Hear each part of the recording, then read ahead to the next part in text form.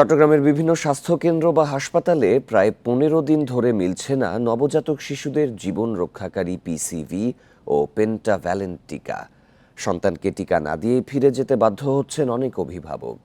চিকিৎসকেরা বলছেন, সময়মতো টিকা না পেলে শিশুদের ভাইরাসে আক্রান্ত হওয়ার ঝুঁকি থাকে। শিশুদের মারাত্মক রোগ হুপিং কাশি, ডিপথেরিয়া ও ধনুষ্টঙ্কার প্রতিরোধে পেন্টাভ্যালেন্ট এবং নিউমোনিয়া প্রতিরোধে দেয়া হয় পিসিভি টিকা।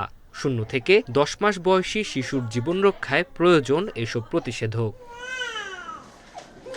তবে চট্টগ্রামে অনেক টিকাদান কেন্দ্র, স্বাস্থ্যকেন্দ্র বা হাসপাতালে প্রায় 2 সপ্তাহ ধরে মিলছে না এসব বিনামূল্যের টিকা। বেসরকারিভাবে টিকা দিতে গেলে প্রতি ডোজের দাম পড়ে 5 থেকে 7,000 টাকা। আমি সবসময় ওকে টাইমলি দেওয়ার চেষ্টা করি, মানে যে ডেট দেওয়া হয় ওই ডেটেই আসি।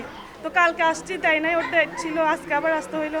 আমরা চাই সবসময় যেন টিকাটা সঠিক টাইমে দেওয়া হয়, আমরা বাচ্চা যেন সুস্থ থাকে। সময় মতো টিকা দিতে না পারলে নবজাতক ও শিশুদের শরীরে রোগ প্রতিরোধ ক্ষমতা তৈরি হয় না, ফলে ভাইরাসে আক্রান্ত হওয়ার ঝুঁকি বাড়ে বলে জানিয়েছেন চিকিৎসকরা।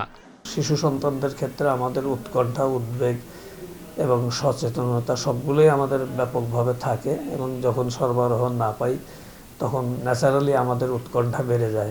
গত বছর টিকা সরবরাহ কম থাকায় ঘাটতি দেখা দিয়েছে জানিয়ে শীঘ্রই সংকট দূর হওয়ার আশা স্বাস্থ্য বিভাগের। 23 সাল এবং 24 সালের প্রথম দিকে কিছু ঘাটতি থাকার কারণে কিছুটা ড্রপ আউট ছিল, সেগুলো কাভার করতে গিয়ে কিছুটা আমাদের ঘাটতি আছে। এই বছরের প্রথম দিকে আমরা চাহিদা বেশি দিয়েছি।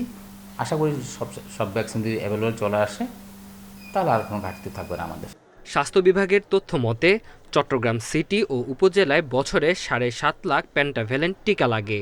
সবশেষ 15 জানুয়ারি 40,000 পেন্টাভ্যালেন্ট ও 10,000 পিসিভি ভ্যাকসিন সরবরাহ করা হয়, যা চাহিদার তুলনায় খুবই কম। Independent news.